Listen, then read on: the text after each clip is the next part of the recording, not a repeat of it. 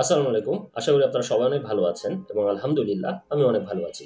So আজকের ভিডিওটা হচ্ছে খুবই ইম্পোর্টেন্ট হতে যাচ্ছে আপনাদের জন্য এবং আমি খুবই শর্ট রাখার চেষ্টা করব। একদমই লং করব না। So let's jump into the main point. So writing নিয়ে আজকে আমি আপনাদের কিছু টিপস দিতে যাচ্ছি। যারা হচ্ছে হাতে আপনাদের ১ মাসের মতো সময় আছে এবং যাদের হচ্ছে ইংলিশের লেভেলটা মডারেট লেভেলের মানে আপনারা বেসিক গ্রামারটা বোঝেন, তাদের ক্ষেত্রে এই ভিডিওটা খুবই কার্যকর হতে যাচ্ছে। Trust me. সো যারা হচ্ছে বা মক টেস্টে এখন দিচ্ছেন বা রানিং প্রিপারেশনের মধ্যে আছেন এবং দেখছেন যে রাইটিং আপনাদের 4 থেকে 5 এর মধ্যে আসছে, কোনোভাবেই 6 ক্রস করতে পারছেন না, তারা এই ভিডিওটা দেখতে পারেন। সো আমি যদি মেইন টিপসে আসি, আপনারা করবেন কি?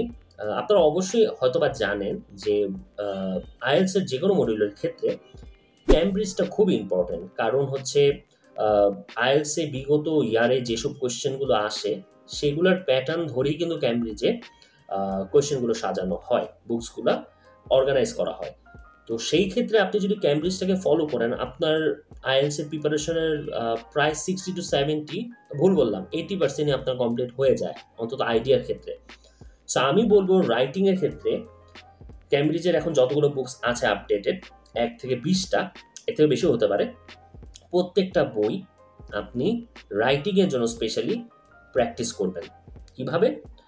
২০ টা ক্যামব্রিজ যে বুকস আছে প্রত্যেকটাতেই কিন্তু ৪ টা করে টেস্ট আছে। মিনস ২ টো করে যদি আমি রাইটিং এর পার্ট ধরি তাহলে ৮ টা করে হচ্ছে হলো রাইটিং এর পার্ট আছে। আপনার কাজ হচ্ছে ৩০ টা দিনের যদি আমি টাইমলাইন ফিক্সড করি, প্রতিদিন ২ টো করে টেস্ট দেওয়ার চেষ্টা করবেন ক্যামব্রিজ বুকস থেকে। That means ২ to part 1, ২ to part 2। কিভাবে করবেন সেটাও বলে দিচ্ছি। আপনি হচ্ছে ১ম এ লেখার আগে প্রত্যেকটা পার্ট 1, পার্ট 2 পড়বেন। পড়ে আইডিয়াটা নেওয়ার চেষ্টা করবেন যে রাইটার কি বোঝাতে যাচ্ছে এবং তার পয়েন্টগুলো কি। প্যাটার্নটা বুঝবেন, পয়েন্টগুলো বুঝবেন। দেন কি করবেন? অবশ্যই টাইমারটা অন করবেন। টাইমার অন করে আপনি হচ্ছে রাইটার যে পয়েন্ট অফ ভিউটা দেওয়ার চেষ্টা করেছে আ আ আপনার বইয়ে, আপনি চেষ্টা করবেন সেই পয়েন্ট অফ ভিউটাকে সারপ্রাস করে, চেঞ্জ করে নিজের পয়েন্ট অফ ভিউটা দেওয়ার।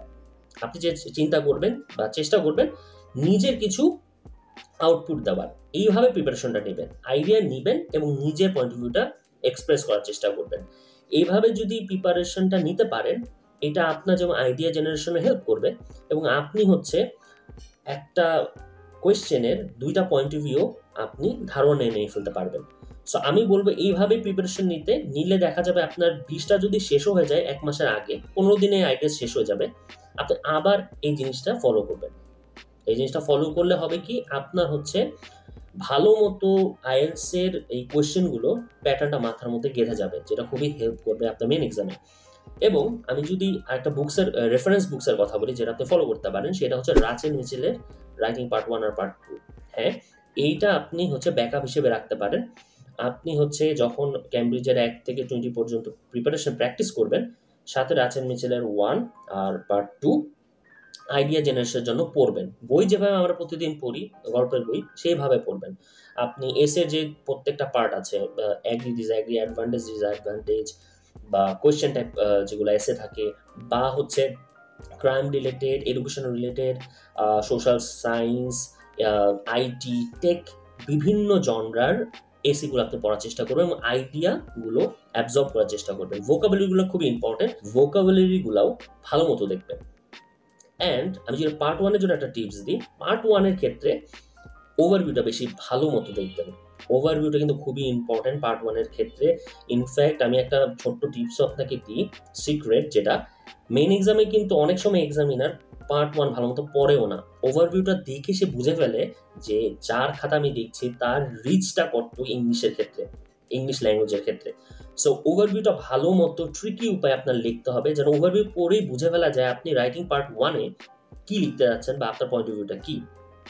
সো আমি বলবো যে ওভারভিউটা ভালো মতো রাচেল মিচেল বুকস থেকে পড়বেন এবং ওভারভিউটা আলাদা করে প্রিপারেশন নেওয়ার চেষ্টা করবেন। আর অবশ্যই টাইমার অন করে প্রত্যেকটা রাইটিং পার্ট লেখার চেষ্টা করবেন। এটা হবে কি আপনার মেইন এক্সামের যে কম্পিটিটিভ সময়টা থাকবে, আপনার টাইম ম্যানেজমেন্টের সেই স্কিলসটাও রপ্ত হয়ে যাবে যদি টাইমার অন করে আপনি প্রিপারেশনটা নেন বা লেখেন। সো আমি বলবো এইভাবে 1 মাস আপনি প্রিপারেশন নিলে ট্রাস্ট মি 6+ থেকে আপনাকে কেউ আটকাতে পারবে না, এবং আপনি নিজেই কম্পেয়ার করতে পারবেন আপনার মক টেস্টের রেজাল্ট দেখে যে প্রিভিয়াসলি কত পেতেন এবং বর্তমানে কত পাচ্ছেন।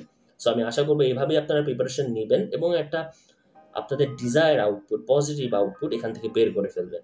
সো আজকের জন্য এতটুকুই। So this is Rahit Shovon, sign off from now, tata.